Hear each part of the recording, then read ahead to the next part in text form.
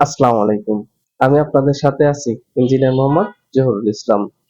নতুন ও ফ্রেশার ইঞ্জিনিয়ারদের প্র্যাকটিক্যাল কাজ ও বাস্তবভিত্তিক কাজ ও স্কিল ডেভেলপমেন্টের জন্য আমার পক্ষ থেকে তৈরি করা সামান্য এই ভিডিও।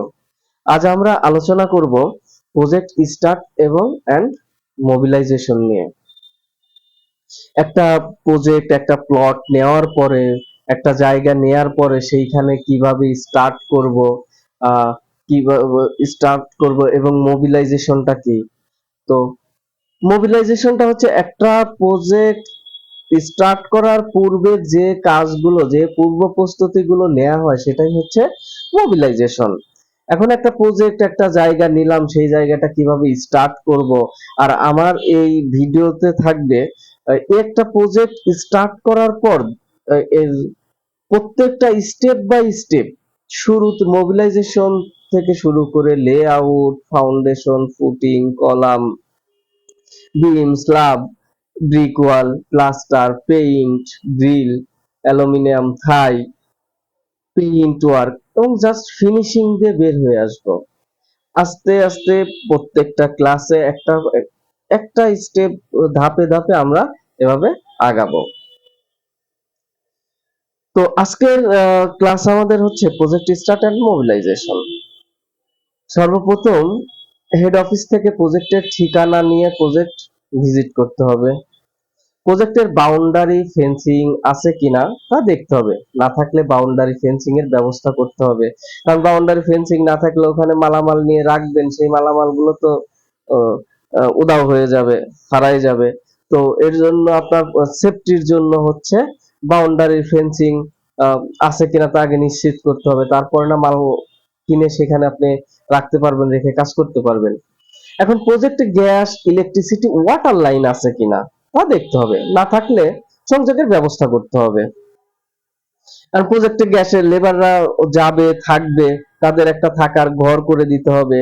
তারা থাকবে, তাদের থাকার আলো দিতে হবে, ইলেকট্রিসিটি দিতে হবে। তারা যে খাওয়ার দাওয়ার করবে তাদের জন্য প্রজেক্টের গ্যাসের ব্যবস্থা করে দিতে হবে। তাহলে রান্না করতে হবে। গ্যাস সিলিন্ডার না, গ্যাসের লাইনের গ্যাস না থাকলে সিলিন্ডার নিয়ে দিতে হবে। প্রজেক্টের মাটি উঁচু নিচু থাকলে তা ফিলিং, কাটিং এর মাধ্যমে মাটি লেভেলিং করে নিতে হবে। হেড অফিস থেকে প্রজেক্টের ওয়ার্কিং ড্রয়িং ও রাজক ড্রয়িং সংগ্রহ করতে হবে। জমির বিভিন্ন দিকের মাপ ওয়ার্কিং ড্রয়িং এর মাপের সাথে মিল আছে কিনা। জমির বিভিন্ন দিকের মাপ বিভিন্ন দিকের মাপ ওয়ার্কিং ড্রয়িং এর সাথে মিল আছে কিনা তা দেখতে হবে। না থাকলে ইঞ্জিনিয়ারিং বিভাগকে অবহিত করতে হবে।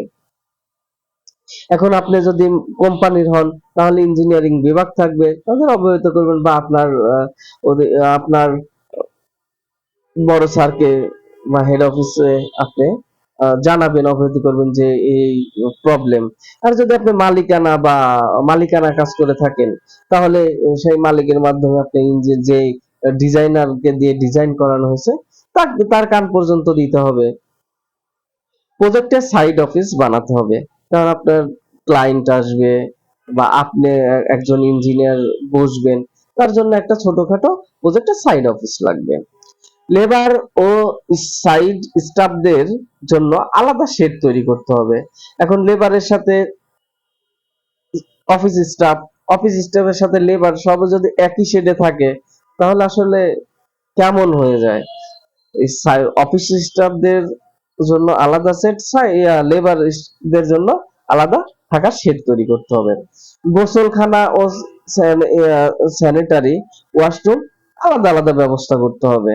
কারণ একসাথে থাকলে সেই একই, মানে এখন অফিসের স্যারেরা আসবে, স্যারেরা যাবে, লেবাররা একই টয়লেটে ওটা গিয়ে সঠিকভাবে ইউজ করবে না। এর জন্য আলাদা আলাদা ওয়াশরুম করাই সবচাইতে বেটার।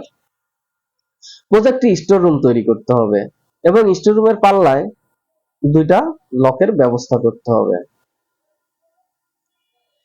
সাইড স্টাফ ও লেবারদের রান্নার জন্য রান্নাঘর তৈরি করে দিতে হবে। আর রোদ বৃষ্টির কথা তো বলাই যায়, খোলা মাঠে তো আর রান্না করা যাবে না।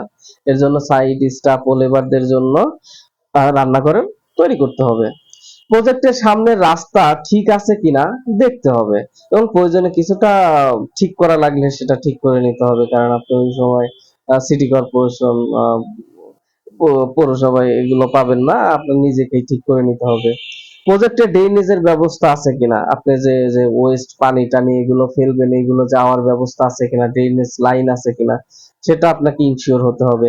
প্রজেক্টে গার্ড না থাকলে গার্ডের ব্যবস্থা করতে হবে, কারণ এই যে দামি দামি মালামাল কিনে রাখবেন, সেই মালামাল তো একজন প্রহরীদার দরকার। তো প্রজেক্টে গার্ড না থাকলে গার্ডের ব্যবস্থা করতে হবে। এখন যদি কোম্পানির পক্ষ থেকে সিভিল ঠিকাদার নিয়োগ দেওয়া হয়ে থাকে তাহলে তো আলহামদুলিল্লাহ, যদি নিয়োগ দেওয়া না হয়ে থাকে কথা বলে অফিসের সাথে রেখে সিভিল ঠিকাদার নিয়োগ দিতে হবে, এবং তার সাথে লেআউটের কাজটা শেষ করতে হবে। লেআউট দেওয়ার সময় অবশ্যই লক্ষ্য রাখতে হবে রাজুক ড্রয়িং এ উল্লেখিত সেটব্যাক সঠিক আছে কিনা, না থাকলে আপনি ইঞ্জিনিয়ার বিভাগকে জানাতে হবে। এই আগের ইঞ্জিনিয়ার বিভাগ যে ডিজাইনার কাজ করছে যদি মালিকানা হয়ে থাকে, আর যদি অফিসিয়াল হয়ে থাকে অফিসের তো রুলস আছে, স্টেপ বাই স্টেপ ধাপ আছে, সেই ধাপ অনুযায়ী আপনাকে আগাইতে হবে।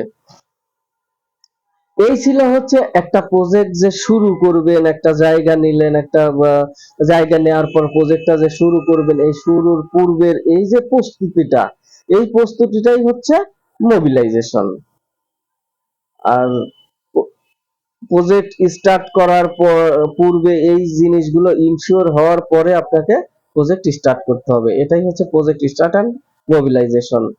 তো সবাইকে ধন্যবাদ আমার সাথে থাকার জন্য, আমার জন্য দোয়া করবেন, আমি যেন আপনাদের আমার চেষ্টা মতো আর একটু ভালো ভিডিও আপলোড করতে পারি, এবং নতুন ফ্রেশার ইঞ্জিনিয়ারদের যদি সামান্য উপকার হয় আমার জন্য, তাহলে আমি নিজেকে ধন্য মনে করব। আল্লাহ হাফেজ।